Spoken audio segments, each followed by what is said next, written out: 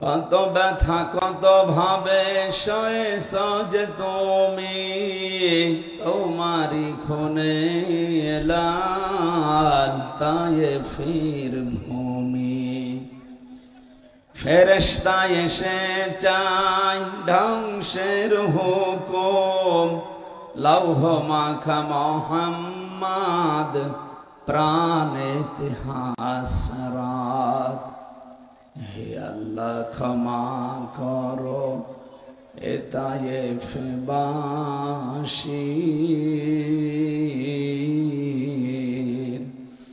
এরা বোঝেনি তো আমি যে মোহাম্মদ, হৃদয়ে মোহাম্মদ। আলহামদুলিল্লাহ। সূরা নিসার ৮২ নম্বর আয়াতে আছে, ওয়ালাউ কানা মিন ইনদি গায়রিল্লাহি লাওয়াজাদু ফীহি ইখতিলাফান কাসীরা। আমারে কোরআনে এমন কোন বক্তব্য আমি দেইনি যে একটার সাথে আরেকটা মেলে না, অথচ এখানে আমরা ৩ রকম কথা পেলাম। আল্লাহর নিজের কথার সাথে মিল নেই। আল্লাহ আমাদের মতোই, তাহলে আপনাকে মিলিয়ে দেওয়া লাগবে। তাফসীর ফি জিলালিল কোরআন সাজ্জাদ কুতুব রাহমাতুল্লাহ আলাইহি উনি ব্যাখ্যায় লিখেছেন ৩টা কথাই ঠিক আছে। ১ নম্বরে যে আল্লাহ বললেন হুদাল লিন্নাস, এই পৃথিবীতে যত মানুষ আল্লাহ বানিয়েছেন সবাইকে কোরআন হেদায়েত দিতে পারে, সে ক্ষমতা কোরআনের নেই। এটা আছে বললেন, এটা কোথায় পেয়েছেন আপনি? যালিকাল কিতাবু লা রাইবা ফীহি, এখানে কিতাবের আগে আলিফ লাম আছে। বালাগাত মান্তেক যারা পড়ায় দেখবেন এখানে আলিফ লাম ৪ প্রকার ব্যবহার হয়। এখানে যে আলিফ লাম দিয়েছেন নির্দিষ্ট করার জন্য, আল্লাহ রাব্বুল আলামিন বোঝাতে চেয়েছেন পৃথিবীর মানুষেরা, পৃথিবীতে একটাই কিতাব আছে যা মানুষকে হেদায়েত দেওয়ার ক্ষমতা রাখে। নাম কি? বলেন বলেন। এই আয়াতের ব্যাখ্যায় হাদিস পেয়েছি। বিশ্বনবী বলেন, তিরমিজি শরীফের হাদিস, এটা খুব ভালো করে খেয়াল করবেন, এখানে ওয়াজ হয়তো শেষ হয়ে যাবে। মানিত্তাবাআল হুদা বিগাইরিল কোরআন আদাল্লাহুল্লাহ। কোন মানুষ যদি কোরআন বাদ দিয়ে পৃথিবীর কোন জায়গায় ভালো হওয়ার নিয়তেও যায়, হেদায়েত পাওয়ার জন্য যায়, আল্লাহ নিজে দায়িত্ব নিয়ে তাকে গোমরা বানিয়ে দেয়। মেহেরপুরবাসী খুব খেয়াল করে শব্দর দিকে তাকান। নবীজি কিন্তু দল্লা শব্দ দিতে পারতেন। সলাসি মুজাররদ থেকে যদি এ বাপটা আসতো তাহলে বাংলা অর্থ দাঁড়াতো আপনি নিজেই নিজেকে খারাপ বানিয়ে ফেলেছেন। কিন্তু আদাল্লাহ ইউদিল্লু বাবে ইফআল থেকে এসেছে। এই বাবের খাসিয়াত হচ্ছে এর বাংলা অর্থ দাঁড়িয়েছে আপনার নিয়ত হয়তো ভালো ছিল, আপনি কোন জায়গায় হেদায়েত পাওয়ার জন্য গিয়েছিলেন, আপনি কোন জায়গায় থাকেনও ভালো হওয়ার নিয়তে, কিন্তু কোরআন সেখানে ছিল না। এই জন্য আল্লাহ নিজে দায়িত্ব নিয়ে আপনাকে গোমরা খারাপ বানিয়ে দেবে। এ পর্যন্ত বুঝেছেন কিনা বলেন? না বুঝেন। শব্দটা কত ওজন আপনি টের পাচ্ছেন? এখানে ফাইল বা কর্তা সরাসরি আল্লাহ নিজে। আল্লাহ পাক বলেন নবীজির কথা, এটা আদাল্লাহুল্লাহ, আল্লাহ নিজে দায়িত্ব নেবে তাকে খারাপ বানিয়ে দিতে। বলেন তো হেদায়েত দেওয়ার একচ্ছত্র মালিকানা হামজার, রেজাউল সাহেবের, কার? উনি যদি বলে আমি তোকে খারাপ বানিয়ে দেব, আপনার কোন বাবা আছে আপনাকে হেদায়েত দেবে বলেন? এই হাদিসটার বাস্তব প্রমাণ বাংলাদেশ। কি আমরা আজ দেখি এই দেশে যেখানে কোরআন নেই, মানুষ সেখানে কিন্তু ভালো হওয়ার নিয়েতেও অনেকে যায়। যেমন কুষ্টিয়ার লালনের মাজার, আপনি যত মানুষ বাংলাদেশ সহ বিশ্বের বিভিন্ন দেশ থেকে আসে, আপনি জিজ্ঞাসা করে দেখেন, কেউ খারাপ হওয়ার নিয়তে যায় না, যারা যায় ওখানে ভালো হওয়ার নিয়ত থাকে, যে আল্লাহর ওলির দরবারে এসেছি। কিন্তু কোরআন শরীফ সেখানে নেই, কোরআনের নিয়ম নীতি চলে না। এই জন্য মানুষ যারা যায় তারা ভালো হওয়ার পরিবর্তে আরো খারাপ হয়। আগে বিড়ি সিগারেট খেতো না, এখন খায়। আগে গাঁজা বুঝতো না, এখন গাঁজা খায়। আর বাংলাদেশে একটাই নিরাপদ জায়গা আছে যেখানে পুলিশ পাহারা দিয়ে গাঁজা খাওয়ায়, এই একটা জায়গায় আছে।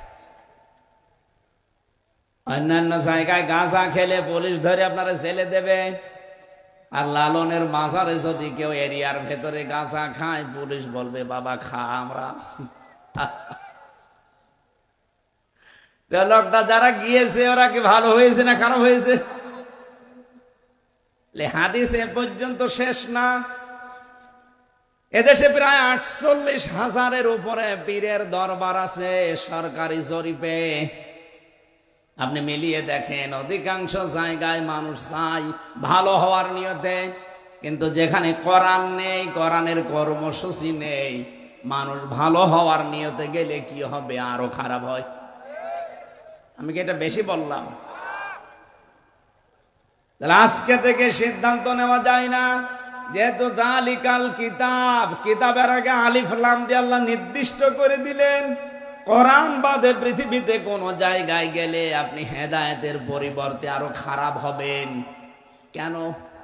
এই যে আলিফ লামটা আমি 4 প্রকার বললাম, এমনি বলি নাই। আমার শ্বশুর আছে, শ্বশুরকে বাবা বলা জায়েজ আছে না নেই? ওনারে আমি শ্বশুর আব্বা বললাম না? এই কথা বলছেন এখন।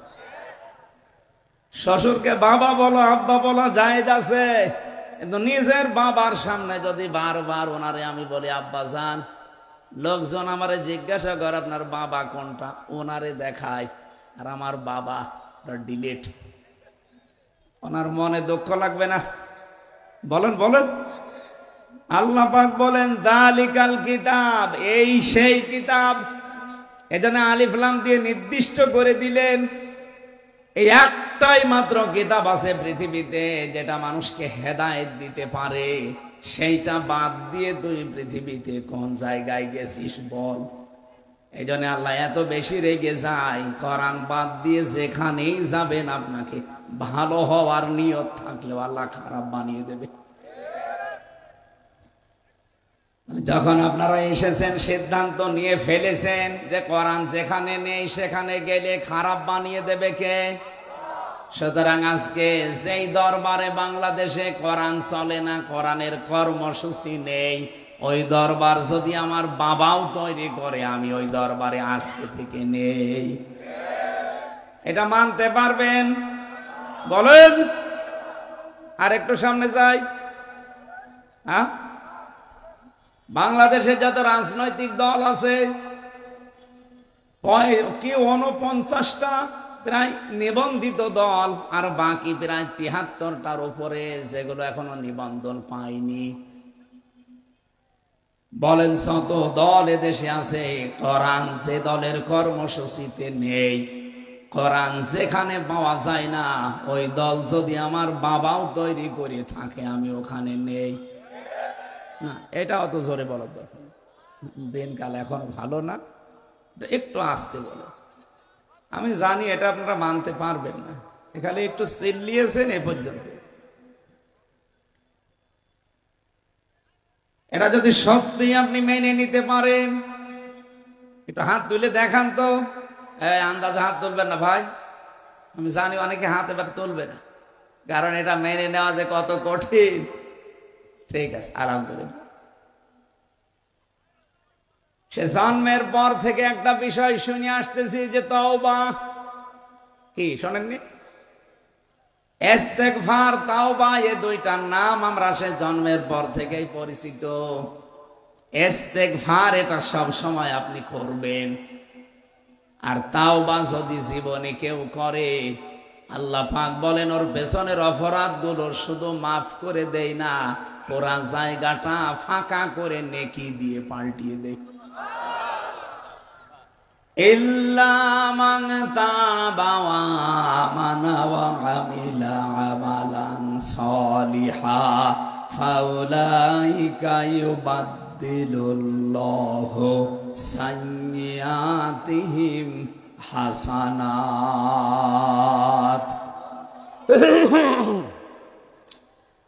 সূরা ফুরকানের 71 নম্বর আয়াতে আছে, 70 নম্বর আয়াতে আছে, আল্লাহ পাক বলেন যে লোকটা তাওবা করে, ঈমান আনার পরে ভালো ভালো কাজের আঞ্জাম দেবে বলে নিয়ত করে ফেলেছে, আমি আল্লাহ তার জন্য কি দেব জানো?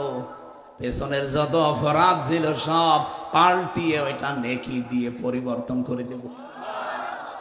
এই জন্য সাজিয়া তো বহু বছর, হাসানা তো বহু বছর, যত অপরাধ ছিল পুরাটা কাটতে থাকবে আর ওখানে নেকি লিখতে লিখতে ভরাট করে দেবে।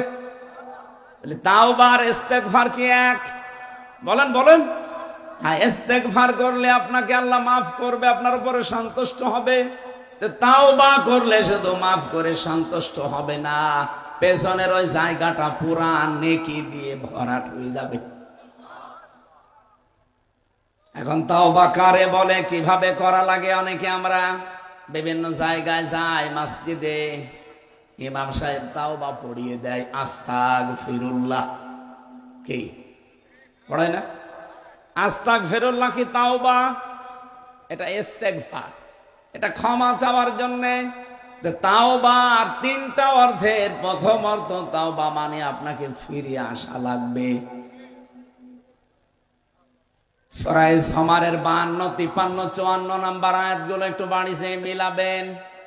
রব্বুল আলামিন বলেন, কুল ইয়া ইবাদিয়াল্লাযীনা আসরাফু আলা আনফুসিহিম লা তাকনাতু মির রাহমাতিল্লাহ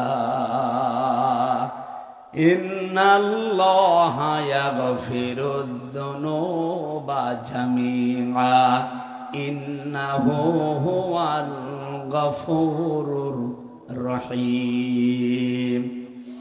হে নবী, আমার বান্দা বান্দীদেরকে আপনি বলেন, হে আল্লাহর বান্দারা, নফসের উপরে জুলুম করে নিজেদেরকে যারা শেষ করে দিয়েছো, আল্লাহর রহমত থেকে নৈরাশ হয়েছেও না, ফিরে আসো। অবশ্যই আল্লাহ তোমাদের যত অপরাধ ছিল সবগুলো মাফ করে দিচ্ছে, দেবে। শুধু দিচ্ছে না, ইয়াগফির এটা মজারে, বর্তমান ভবিষ্যৎ, প্রেজেন্ট ফিউচার। আল্লাহ জামবুম দেননি, জুনুব বহু বচন দিয়েছেন, এরপরে আবার জামিয়া দিয়েছেন। সত্যি যদি আমরা এখনই তাওবা করার নিয়ত করে থাকি, আমার আল্লাহ একটা অপরাধও বাকি রাখবেন না, সবগুলো ক্ষমা করবেন। কারণ 2টা নামে আয়াতের পরবর্তীতে আছে, ইন্নাহু হুয়াল গফুরুর রহিম। আল্লাহ গফুর এবং রহিম, এই বড় বড় 2টা নাম এখানে দিয়েছেন। বলেন সুবহানাল্লাহ। কি বুঝলেন এখান থেকে? আমি জানি এ পর্যন্ত শোনার পরে সাবেক চেয়ারম্যান সহ যত মানুষ এখানে বসে আছি, সবাই আমরা খুশি, আনন্দিত যে আর কোনো চিন্তা নেই, তাওবা করলেই তো সব অপরাধ মাফ হয়ে। কথা বলেন না কেন? কোন আয়াত থেকে যদি কেউ দলিল দিতে চান, এই এদিকে তাকান। আমি আজকে মাত্র একটা আয়াত পড়েছি, সূরা দোহার 7 নম্বর আয়াত। কোন আয়াত থেকে যদি কেউ তাফসীর করতে চায়, দলিল দিতে চায়, তাহলে উসুলে তাফসীরের 13টা নিয়ম আছে। তার আগের আয়াত, পরের আয়াত, আগের সূরা পরের সূরার সাথে এর সম্পর্ক কি, এটার সাথে রিলেটেড কি করা আছে, এটা আপনাকে জানা লাগবে আগে। এটা উসুলে তাফসীরের মূল নীতি, এটা আপনি বুঝবেন না আলেম ছাড়া। এখানে আমি যেটা বোঝাতে চাই, আল্লাহ রাব্বুল আলামিন এই আয়াত পর্যন্ত শেষ করে দিলে আমি আল্লাহর কসম এই আয়াতটা এখানে পড়তাম না। আল্লাহ জানাতে চেয়েছেন, এই ক্ষমা পেতে হলে, এদিকে তাকান, কোন ক্ষমা? ইন্নাল্লাহা ইয়াগফিরুয যুনুবা জামিআ। একটা অপরাধও থাকবে না, সব মাফ হয়ে যাবে। এ বিশাল ক্ষমা না? বলেন বলেন। আল্লাহ বলেন এই ক্ষমা পেতে হলে দুইটা শর্ত মানা লাগবে আর একটা সময় মেনটেন করা লাগবে। এই আয়াতের পরবর্তী আয়াতে আল্লাহ তার জবাব দিয়েছেন। আপনি দেখেন তো আপনার তাওবা জীবনে যা করেছেন একটাও কবুল হয়েছে কিনা, নাকি আয়াত বলবো না? আল্লাহ রাব্বুল আলামিন বলেন ওয়ানিবু ইলা রাব্বিকুম ওয়া আসলিমু লাহু মিন ক্বাবলি আইয়াতিয়াকুমুল আযাবু সুম্মা লা তুনসারুন।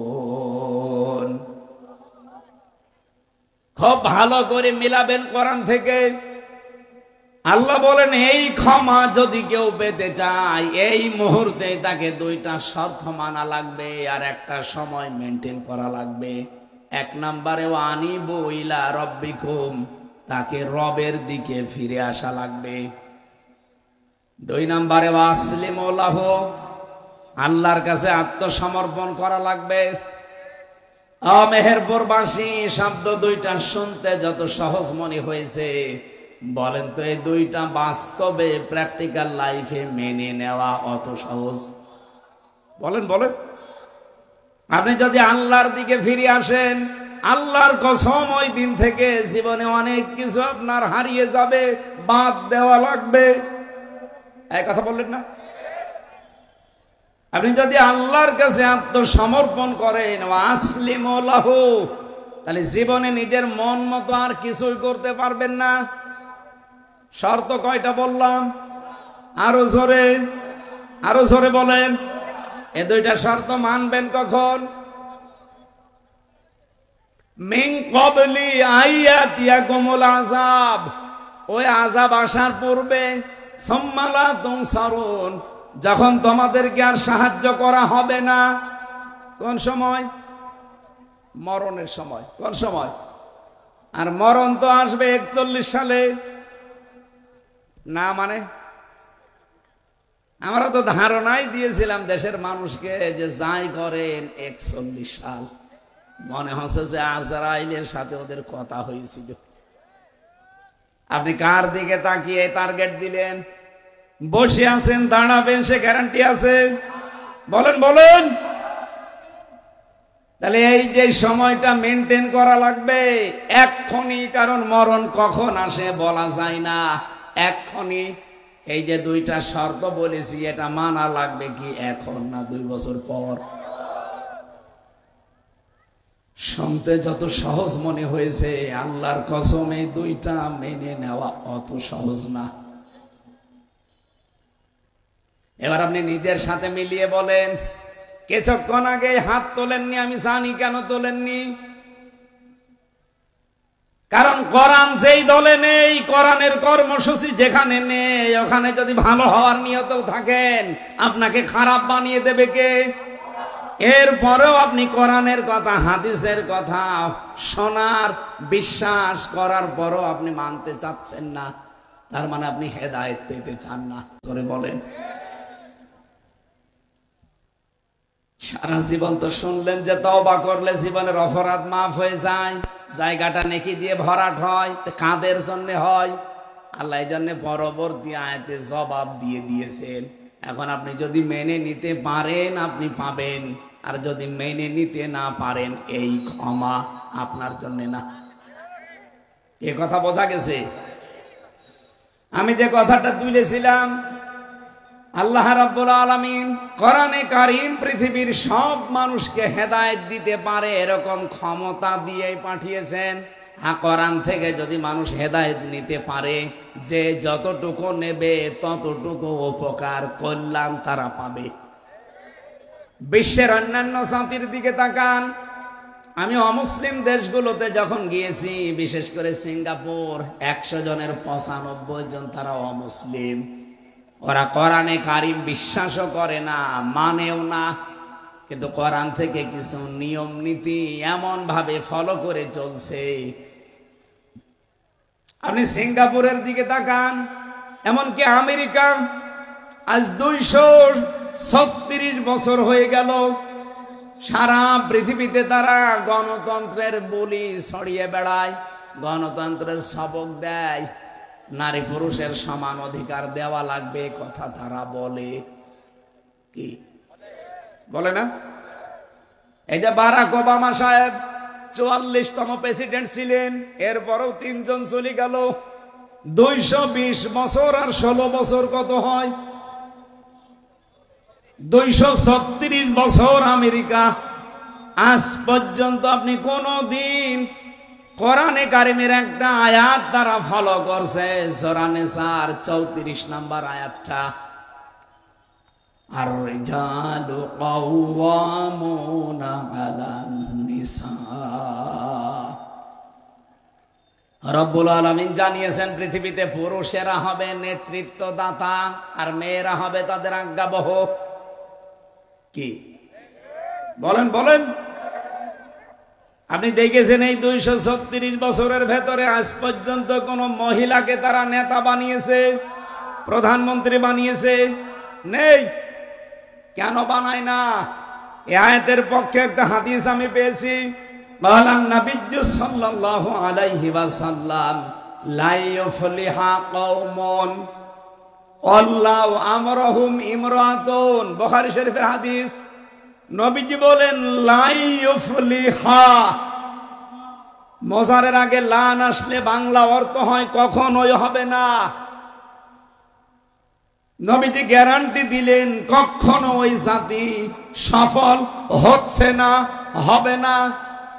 যারা তাদের দায়িত্বে কোন মহিলাকে অর্পণ করেছে, আমেরিকা এটা নবীর কথা বিশ্বাস করে না, মানে না। কিন্তু দেখেন আজ 236 বছরে ট্রাম্পের মতো এরকম একটা মানুষকে তারা আবার বানিয়েছে, কিন্তু কমলা হ্যারিসের মতো এত বড় শিক্ষিতা মেয়েকে তারা দায়িত্ব দেয়নি। তারা বিশ্বাস করে এতটুকু যে মহিলারা নেতৃত্বে আসলে ওই জাতি কোনোদিন সফল হতে পারে না। তারা রাজনৈতিক ভাবে নিয়মটা নিয়েছে, পারিবারিক ভাবে একটা নিয়ম তারা মেনে চলে কোরআন থেকে, যে বিবাহ কোরআনে নেই। ফানকিহু মা তাবা লাকুম মিনান নিসা, বিবাহে নির্দেশ কার? ওয়ানকিহুল আয়ামা মিনকুম ওয়াস-সালিহিনা মিন ইবাদিকুম ওয়া ইমাইকুম, বিবাহ দেওয়ার নির্দেশ কার? রাসূলুল্লাহ বলেন আন নিকাহু মিন সুন্নতি ফামান রাগিবা আন সুন্নতি ফালাইসা মিন্নি, বিবাহ করা আমার সুন্নাত, যারা বিবাহ করার সুন্নতটা মানে না, আমি নবী বলছি ওরা আমার উম্মত না। আজ তামাম দুনিয়ায় অন্যান্য জাতির দিকে তাকান, এই মানুষগুলো হয়তো নবীজিকে বিশ্বাস করে না, কিন্তু পারিবারিক জীবনে তারা বিবাহের এই নিয়ম নীতি আজ মানতেছে তাদের পরিবার, সমাজ এবং পৃথিবীর ভারসাম্য ঠিক রাখার জন্য। আমি বিস্তারিত ব্যাখ্যা করলে আপনি অন্যদিকে চলে যাবেন, আমি সামারাইজ করছি। তাই কোরআন থেকে পৃথিবীর মানুষ যে যতটুকু গ্রহণ করবে অতটুকু কল্যাণ পাবে। এই কথা বললেন না? এই জন্য আল্লাহ দিয়েছেন হুদাল লিন্নাস, এটা মানুষকে হেদায়েত দিতে পারে। 2 নম্বরে হুদাল লিল মুসলিমিন, এটা মুসলমানদেরকেও হেদায়েত দিতে পারে। এজন্য মানুষদের তুলনায় পৃথিবীতে মুসলমানেরা কোরআনে কারিম থেকে হেদায়েত আরেকটু বেশি নেয়, এজন্য উপকারও আমরা আরেকটু বেশি পেয়েছি। 3 নম্বরে কোরআনের সবচাইতে বড় কল্যাণ, সবচাইতে বড় উপকার পাবে দুনিয়ায় তারা, কোরআন থেকে সবচাইতে বেশি হেদায়েত পাবে তারা যারা মুত্তাকি। আল্লাহর কথা কয়টা ছিল? বলেন বলেন। 3টা কথা এখন ঠিক আছে না নেই? কোরআনের ক্ষমতা আছে, সব মানুষকে হেদায়েত দিতে পারে, আর যে যতটুকু নেবে সে ততটুকু উপকার পাবে, কল্যাণ পাবে, পাচ্ছেও দুনিয়ায় তাই। এরপরে মুসলমান আর একটু বেশি নেয়, এই জন্য আর একটু বেশি পেয়েছে। 3 নম্বরে সবচাইতে বেশি কল্যাণ উপকার পায় দুনিয়াতে কোরআন থেকে মুত্তাকিরা। কারা? মেহেরপুর বাসী পৃথিবীতে আল্লাহর সবচাইতে বড় দয়ার কথা বলেছিলাম কয়টা? আরো জোরে বলেন। 1 নম্বরে কোরআন, 2 নম্বরে রাসূলুল্লাহ। লাকাদ মান্নাল্লাহু আলাল মুমিনিন, অবশ্যই আল্লাহর পক্ষ থেকে মুমিনদের উপরে বড় অনুগ্রহ, দয়া, মানান। তার নাম রাসূল। তার নাম কি? 3 নম্বরে আমাদের জন্য সবচাইতে বেশি আল্লাহর পক্ষ থেকে 3 নম্বরে দয়ার নাম হচ্ছে মা আর বাবা। এই 3টা দয়ার সাথে সঠিক ব্যবহার করার তৌফিক কামনা করছি, বলেন আমিন। এত পর্যন্ত যা শুনলেন এই আধা ঘন্টা, এর সামারাইজ হচ্ছে এইটা যে কোরআন যেখানে নেই, সে যেই হোক, আমি আজকে সিদ্ধান্ত নিয়ে ফেলেছি আমি ওখানে আর থাকবো। বলেন বলেন আলহামদুলিল্লাহ। সেই কোরআন থেকে সূরা দুহা 7 নম্বর আয়াত পড়েছি। আমাদের আলোচনার বিষয় আমরা আগে জানিয়েছি, হেদায়াত। নাম কি? আরো জোরে বলেন। এটা যে কত বড় গুরুত্বপূর্ণ একটা নিয়ামত। আপনি হেদায়েত না পেলে জান্নাতের আশা করতে পারেন না। হেদায়েত মানব জীবনের জন্য সব চাইতে বড় জরুরি একটা বিষয়। এই পৃথিবীতে আল্লাহ কারো হাতে এইটা দেননি, এমনকি রাসূলুল্লাহকেও আল্লাহ এটা দেননি। হেদায়েত দেওয়ার দায়িত্ব রাসূলুল্লাহর ছিল। বলেন বলেন। নিজের চাচা আবু তালিবকে দিতে পারতেন, কি কথা বলেন না কেন? নিজের চাচা আবু তালেবকে তিনি দিতে পারেননি। আবু জেহেল গ্রাম সম্পর্কের চাচা, তাকেও দিতে পারেননি। আপন চাচা আবু লাহাব, তাকেও দিতে পারেননি। কিন্তু 2 জনকে আমার আল্লাহ দিয়েছিলেন, হযরত আমির হামজা আর হযরতে আব্বাস রিদওয়ানুল্লাহি তাআলা আলাইহিম আজমাইন। বলেন আমিন। রব্বুল আলামিন সূরা কসসের 56 নম্বর আয়াতে জানিয়েছেন, ইন্নাকা লা তাহদি মান আহবাবতা ওয়ালাকিন্নাল্লাহা ইয়াহদি মাইয়াশা। অবশ্যই আপনি যাকে ভালোবাসেন, পছন্দ করেন, তাকে হেদায়েত দিয়ে দেবেন না, বিষয়টা এমন না। আমি আল্লাহ যাকে ভালোবাসি, পছন্দ করি, যার মনের খবর আমি জানি যে হেদায়েত পাওয়ার যোগ্য, আহুয়া আ'লামু বিল মুহতাদিন, কে পাবে এটা আমি আল্লাহ ভালো জানি। তাহলে হেদায়েত পাবে কি হামজা জানে? বলেন বলেন। ফাইন্নামা আলাইকাল বালাগ ওয়া আলাইনাল হিসাব। আমার দায়িত্ব পৌঁছিয়ে দেওয়া, হিসাব নেওয়ার দায়িত্ব কার? আরো জোরে বলেন। লাস্তা আলাইহিম বিমুসাইতির। হে নবী, আপনাকে আমি দারোগা পুলিশ করে পাঠাইনি যে মানুষ পিটিয়ে হেদায়েত করবেন না। আপনার দায়িত্ব হক কথাগুলো সঠিকভাবে তুলে ধরা। কুলিল হাক্কু মির রাব্বিকুম ফামান শাআ ফালিয়ুমিন ওয়া মান শাআ ফালিয়াকফুর। যার ইচ্ছা হয় সে কবুল করবে, যার ইচ্ছা হয় সে কুফরি করবে। তাহলে আমাদের দায়িত্ব শুধু হক কথা, হেদায়েতের কথাটা প্রচার করা। হেদায়েত দেবে কে? এ দায়িত্ব কার? এবার আসেন তো আমরা আয়াতের দিকে সরাসরি এবার তাফসিরে যাচ্ছি। রব্বুল আলামিন বলেন, ওয়াজাদাকা যাল্লান ফাহাদা। আমি কোরআন শরীফ সামনে নিয়ে বলতে পারি, এখানে যত মানুষ আমরা আছি, শুধু কয়েকজন আলেম বাদ দিয়ে এই আয়াতটার বাংলা অর্থ করতে দিলে 100 জনের 99 জন ভুল করবে। অথচ একটা পরিচিত আয়াত। এই যে ঠিক বললো পেছনে যে ওটা ফাঁসেল পাস, ওরে আপনি এখন এই আয়াতের বাংলা ব্যাখ্যা করতে দেন। আমার যতটুকু বিশ্বাস, এরকম যত মানুষ আছে, শাব্দিক অর্থের দিকে খেয়াল করে দেখবেন 100 জনের 99 জন ভুল করবে। যেটা রাসূলের শানে, খুব খেয়াল করে আপনাকে এটার বাংলা অর্থ বের করা লাগবে। আমি বাংলা বলছি, আপনি মিলান তো। এইভাবে করে ডক্টর মিজানুর রহমান আজহারি কিছু শব্দের বাংলা অর্থ করার কারণে আজ সারা পৃথিবীতে বাংলা ভাষাভাষী যারা আছে তাদের কাছে উনি এখন কালার হয়ে গেছে। রাসূলুল্লাহর শানে একবার কাউবয় বলেছিল, যদিও শব্দটা ঠিক আছে, কিন্তু রাসূলুল্লাহর শানে শব্দটা মেলে না। কি কথা বলেন না কেন? এমন এমন কিছু শব্দ যে সিক্স প্যাক, এটা রাসূলুল্লাহর শানে ঠিক না, যদিও বিষয়টা তো ঠিক আছে, কিন্তু বিশ্বনবীকে আল্লাহ এত মর্যাদা দিয়েছেন, তার নামে কোন শব্দ যদি কেউ চয়ন করতে চায় হিসাব নিকাশ করে মেপে মেপে বলা লাগবে। আমি এবার বলছি, আপনি দেখেন ওয়াজাদাকা, আর আমি আপনাকে পেয়েছি দল্লাং, পথভ্রষ্ট, ফাহাদা, অতঃপর আপনাকে আমি পথের দিশা দিয়েছি, হেদায়েত দিয়েছি। বাংলা অর্থ ঠিক আছে না নেই? আছে। এভাবে অর্থ করলে আমার ঈমান থাকবে যে আমি রাসূলুল্লাহকে পথভ্রষ্ট বলে ফেলেছি। নবীজি যদি পথভ্রষ্ট হয় তে আমরা উম্মত খাদে পড়ব।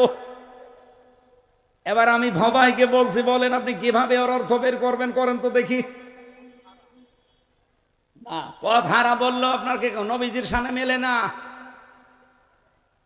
আপনি নবীকে পথ হারা বলতে পারেন, পথভ্রষ্ট বলতে পারেন না, গোমরা বলতে পারেন না, পথ হারাও বলতে পারেন না, অথচ বাংলা অর্থ এগুলোই হয়।